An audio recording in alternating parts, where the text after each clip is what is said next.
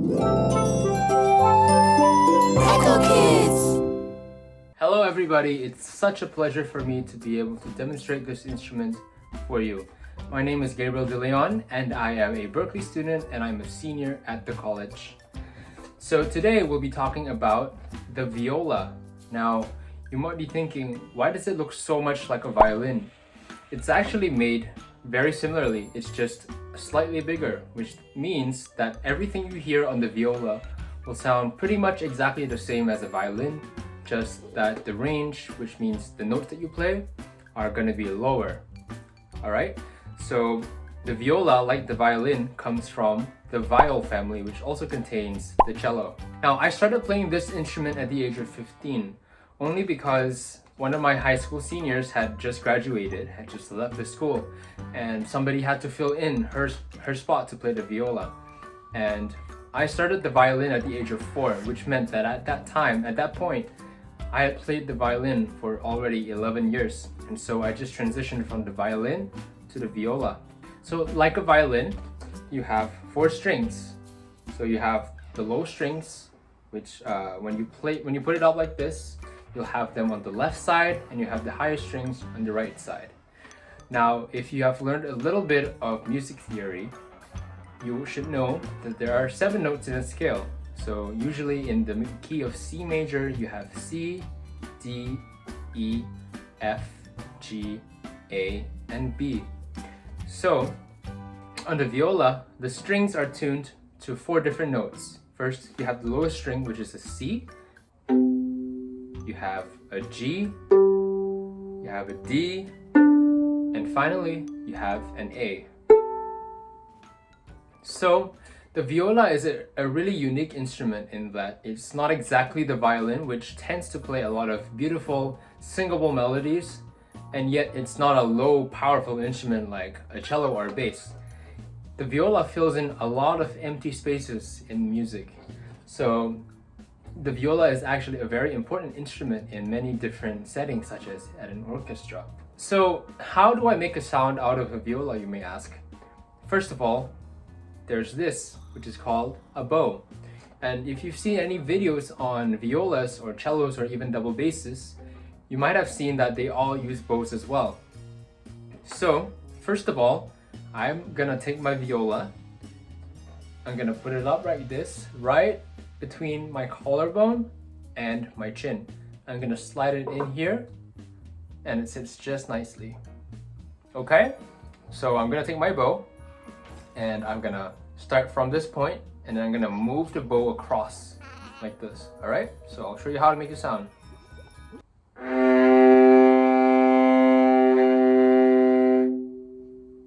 I'll show it to you again, but this time I'll go like this, and then back like this. Okay?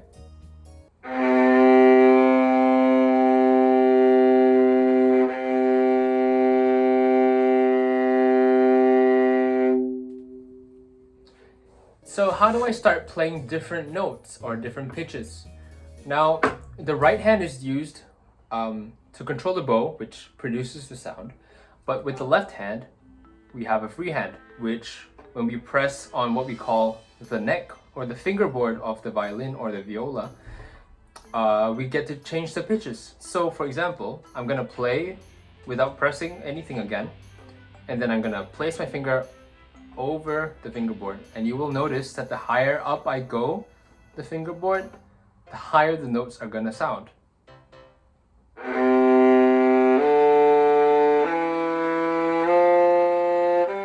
And back down.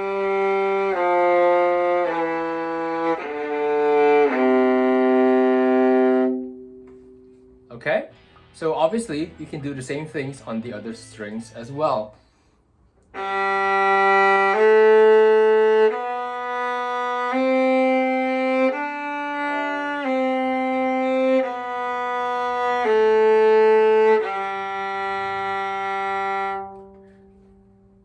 And here's something that we all do all the time, is we play from one string and we move it to the other. So I'm gonna play something, it's called a major scale. I'm gonna start on the note C, move all the way up and come back down.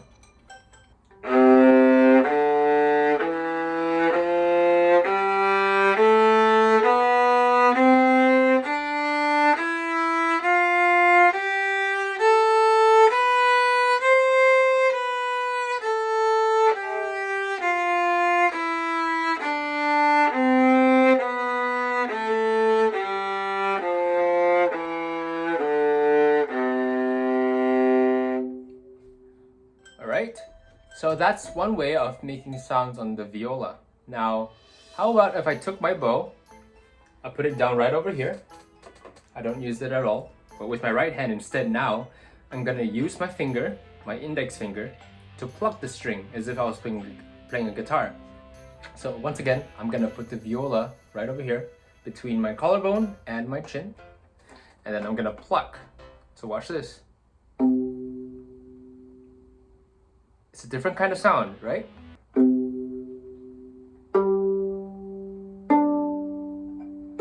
Whoops. Okay, and obviously it's very possible to play a major scale again, but by plucking this time.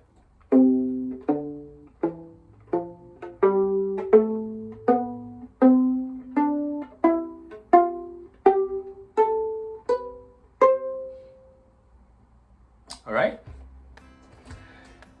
So now I've shown you two different techniques to create a sound on the viola, but how about making things sound different in terms of how loud or how soft you're playing, or how light or aggressive you're playing? So I'm gonna start using the bow again, because for the most part, we string players would use the bow. Only every now and then will we actually pluck the string. So first of all, I'm gonna show you how to play from soft to loud. But first, I'm gonna explain that in order to do that, you need to control how you use the bow. Okay? So if I want a musical melody to sound softer, what I'm gonna do is I'm gonna have the bow move not as quickly, and I'm not gonna press too hard. So it's just gonna graze on the string. All right?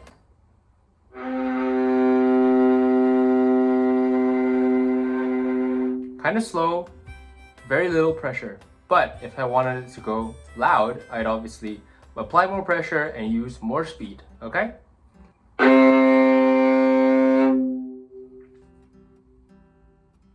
So now I'm gonna play a major scale once again, from loud to soft.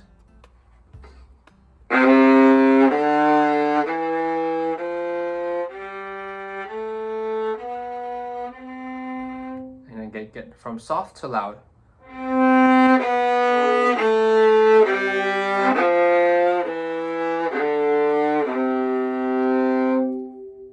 Okay? And now, how about different ways of playing the same note? So I'm gonna ask you to think about how a short note would sound or how a long note would sound. So take a listen to this.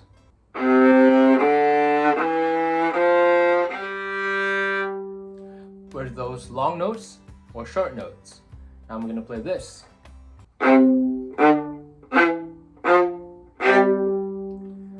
Now I'm sure at this point you're realizing that this, what I just played, was much shorter than what I played before. So the difference in how we say that in music is that a long note is usually called legato, and for a short note it's called staccato. All right? Long notes, short notes.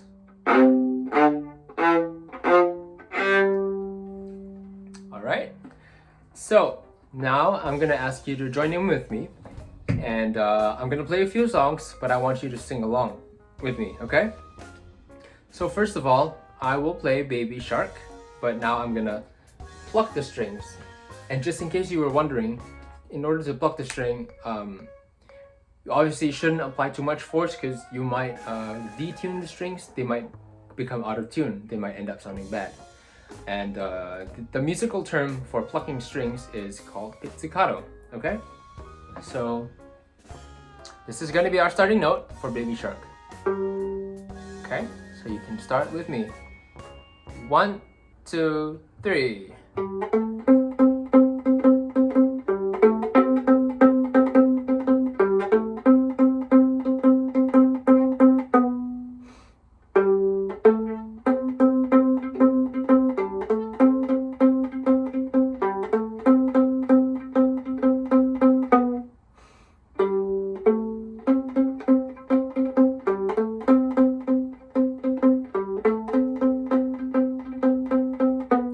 time, last one.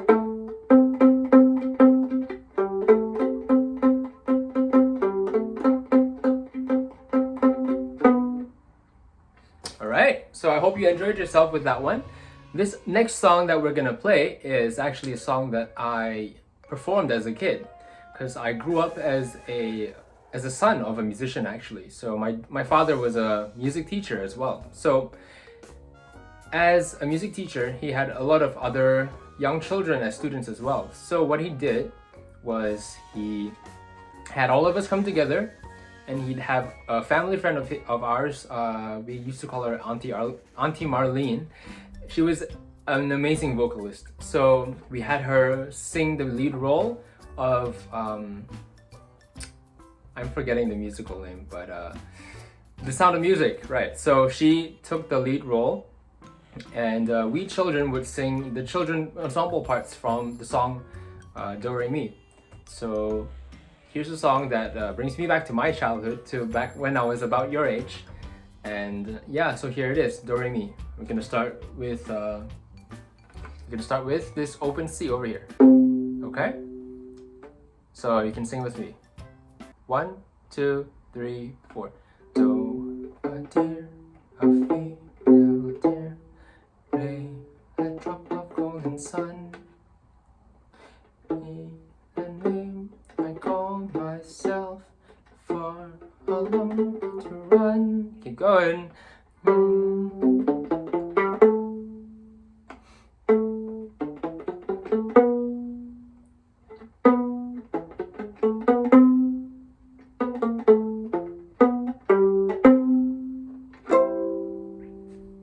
Alright, that was a really good song. I really enjoyed performing that as a kid. Okay. This next song is the alphabet song. So I'm gonna pick up my bow now, and I'm gonna be playing it with my bow. And I'll play it with long notes. And if you remember from before, that's called legato. Okay? So I'm gonna perform the alphabet song legato.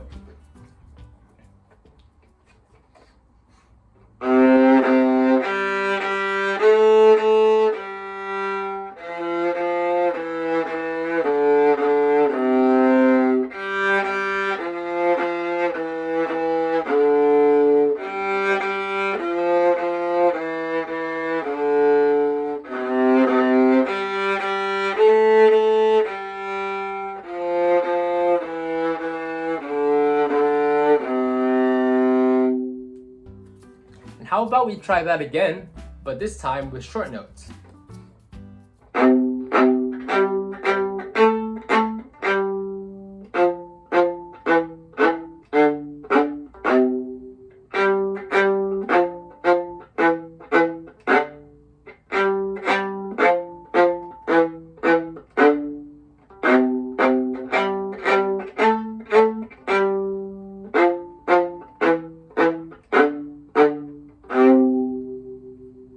Okay, and this next song, that's gonna be London Bridge.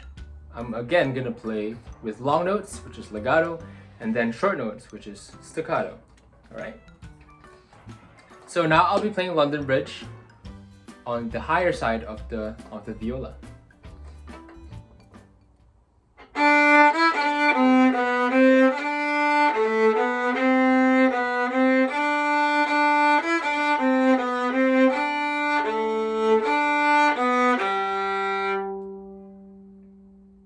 This time, I'm gonna play it with short notes.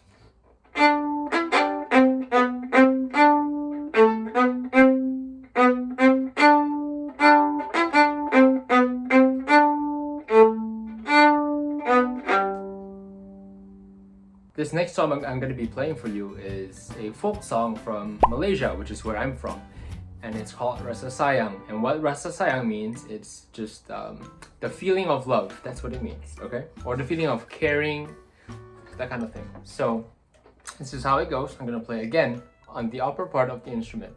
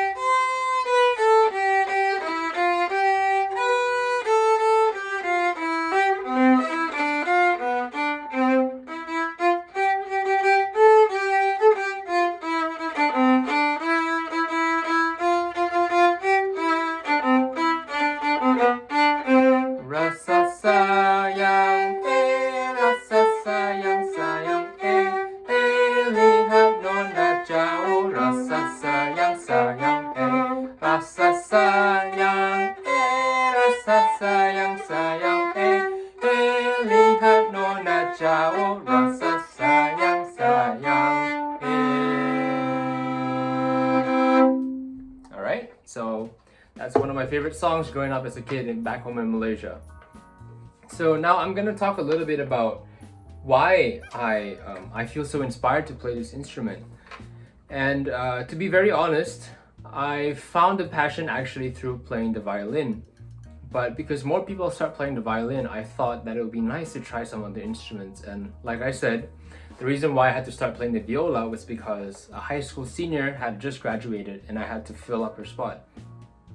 And from that moment on, I felt like I fell in love with the sound of the viola because it was much warmer, much richer than the violins.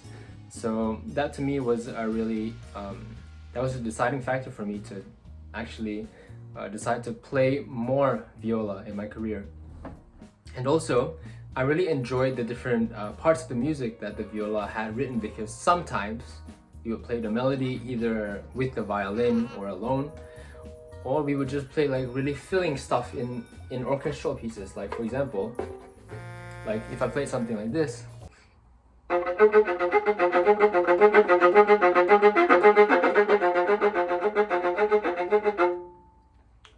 Those kind of things in the orchestra, to me it feels really cool and it feels really awesome, to be very honest.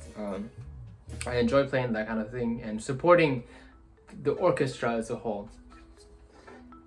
And I think one of the other factors as well is that by playing this instrument, I get the opportunity to play with so many different musicians, not only in Berkeley but around the world as well.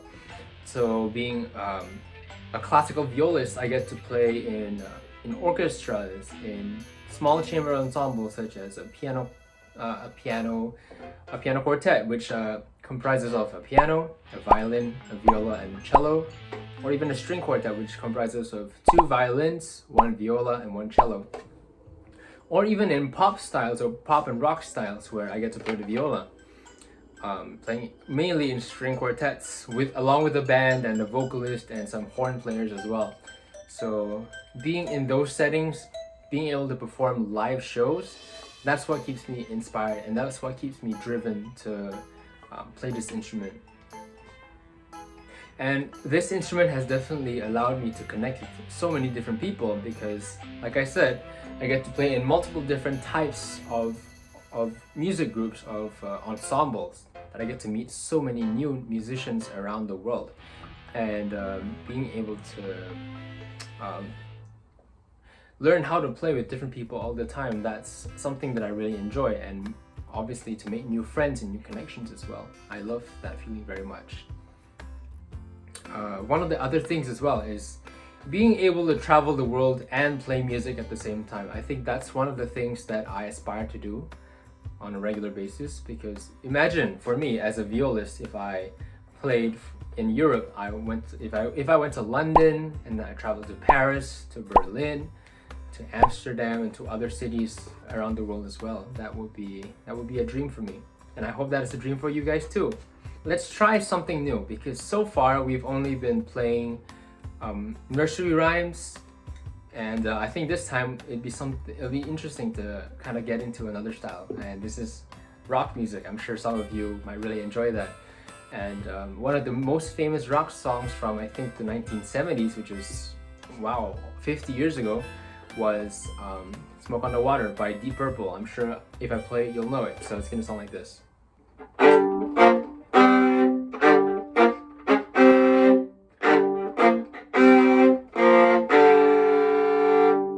That's familiar, right?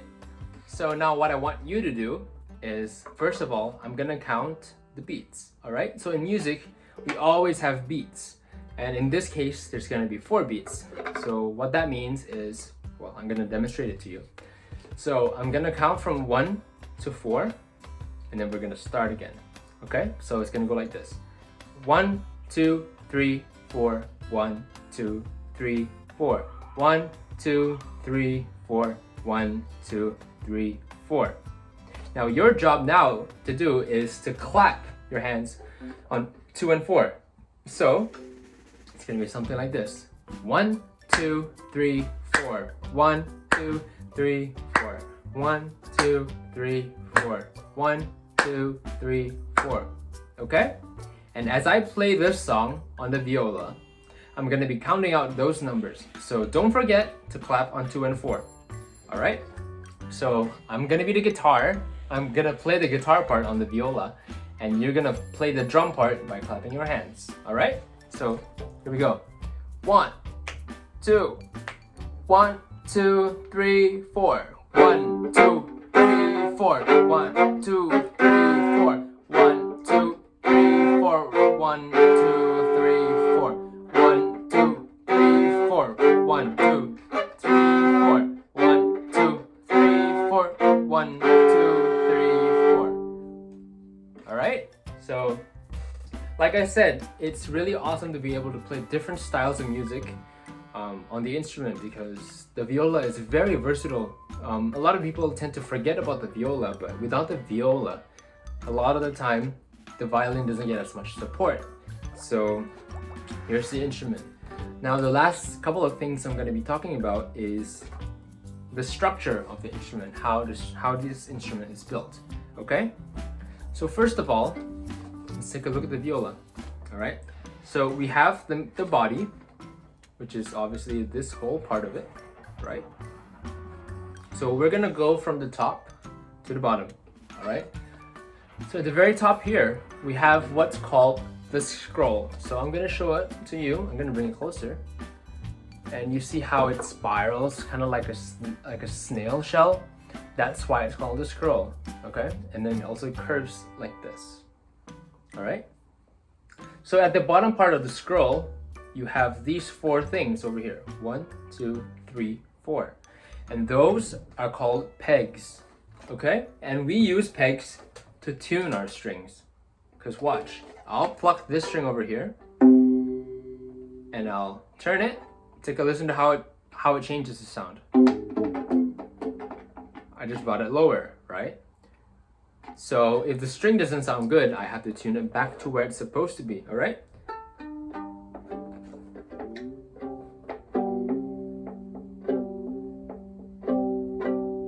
There it is, back to C. All right? So these are called pegs, or tuning pegs to be more exact, okay? And then you have, like I mentioned before, this is called the neck or the fingerboard. And it's called the neck because it's what connects the head to the body, same like us, the head to the body. So we've got a neck over here, right? And it's called the fingerboard because you place your fingers here to change the pitches on the strings, all right? So I'm gonna move further down now, and I'm gonna move to the sides over here.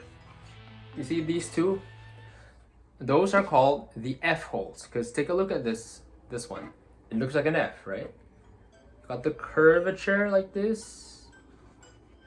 And then imagine if there was a stroke right in the middle, that would look like an F. And what this does, it allows the sound to come out of the instrument. Because if this was totally sealed, there's no way that the sound could come out of the instrument, okay? So the sound comes out from the F holes. Next thing is this one over here. This piece of ivory looking wood. That's called a bridge. Now without the bridge, there's no way that we can be able to play this violin, okay? This is a very important part of the viola.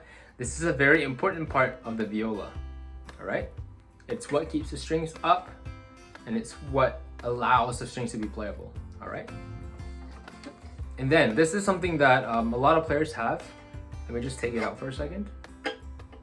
This is a mute. And no, I don't mean mute as in like when I put it on, it's gonna sound quiet, but it's definitely gonna sound softer with a mute, for sure. But it tends to change the way the instrument sounds, the color, we call it, the color of the instrument. So here it is with the mute off. And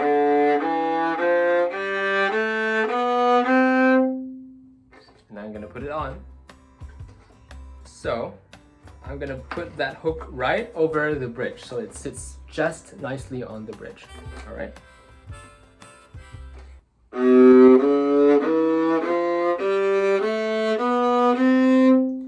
You hear how it sounds more narrow, it sounds much thinner. okay? And sometimes some composers want us to play with the mute for what we call like a creative choice, okay? And this part of the string, like that's behind the bridge, is usually not played, so we're not going to talk about that today. All right, so this whole part is the end of the viola, and this is what holds the string from this end all the way up to the pegs, okay? And in order to keep this up, there's the tailpiece, okay, right over there. And you must be wondering what this is. Now this is very important to me because without it, I would struggle so much to play the viola. This is called a shoulder rest, okay? So what that does is that once I install it right underneath the viola, I can easily support my shoulder with this, because without this, I have the actual viola on my shoulder and on my collarbone. And to me, that's very uncomfortable. So this actually makes it much easier and much more comfortable to play the viola. All right? So again, we went from top to bottom. And I believe that is all for my lesson today, and I hope you enjoyed it. I hope that a couple of you will be inspired to play this instrument one day, or even the violin and maybe transitioning into the viola. So I hope you have a wonderful time with the other instructional videos, and take care.